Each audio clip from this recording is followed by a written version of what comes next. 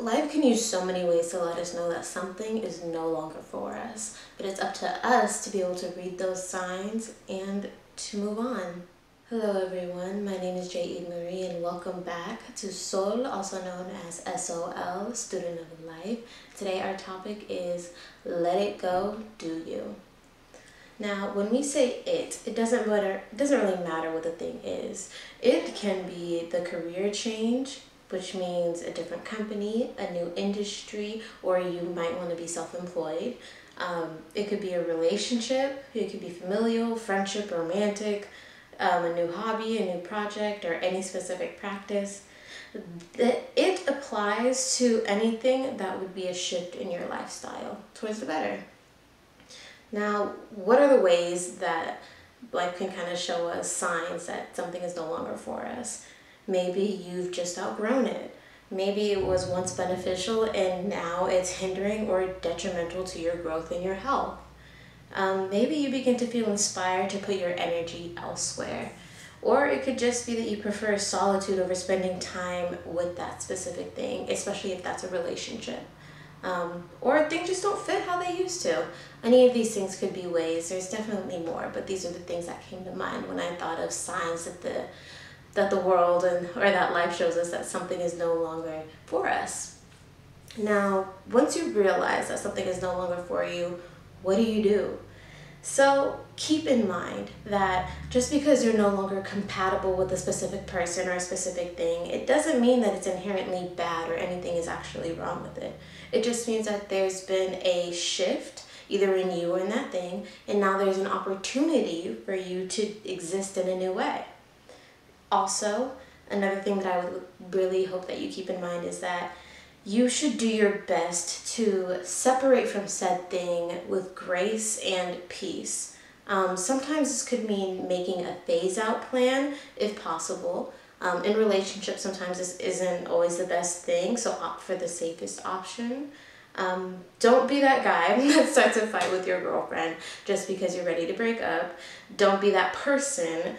Actually, I said don't be that guy, but really this is men and women. Don't be that person who does that. Don't be that person who starts another intimate relationship without ending the first. And also the thing is though, I don't think a phase-out plan works for those who are in an abusive relationship, especially a physically abusive relationship, which is why I say opt for the safest option. So definitely do what you feel is right for you, yet try to leave the situation with grace and peace. Another thing that I think it's really important to keep in mind is that be aware that trying to force something that is actively working against you could have more negative effects than you anticipate. Even if things haven't started to go downhill yet, just because you haven't seen it happening doesn't mean that it won't. The last thing that I think is really important to keep in mind is that those that benefit in some way from you participating in what you're trying to move away from most likely won't support the change. In fact, they may actively try to stop you from making said change. Do it anyway.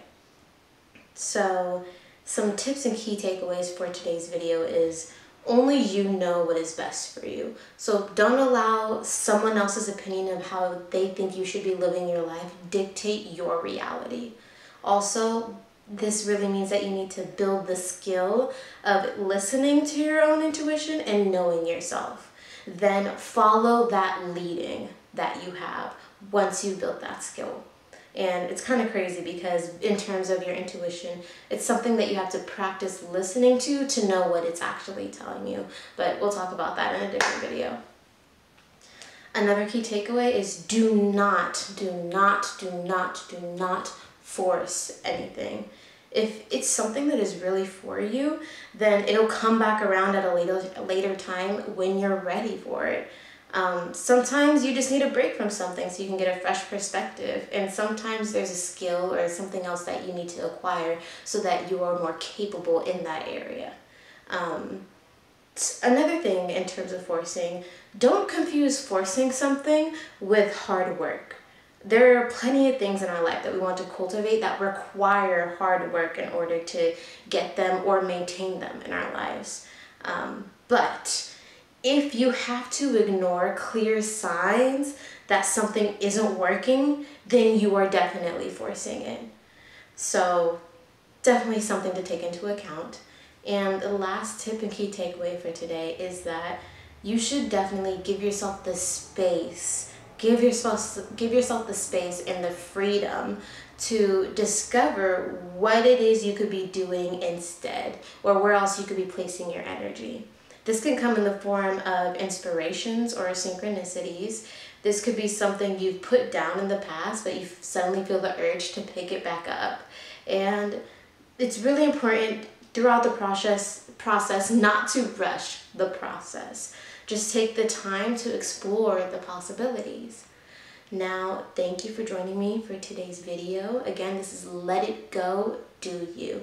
And I do want to kind of talk about that a little bit. In terms of letting it go, we all know what it can be, but it's easier said than done when it's something like a habit or a mentality, something that has been with you for a long time. So that's when the do you comes in. It's the part of you that feels that you are doing something right for you. If it doesn't feel right for you, don't do it. Let it go. If it does feel right, do you. So again, let it go, do you. Now, thank you for joining me for today's video. Again, I am J.E. Marie. I wish you all the best on your SOL journey, and I guess I'll see you later. Bye.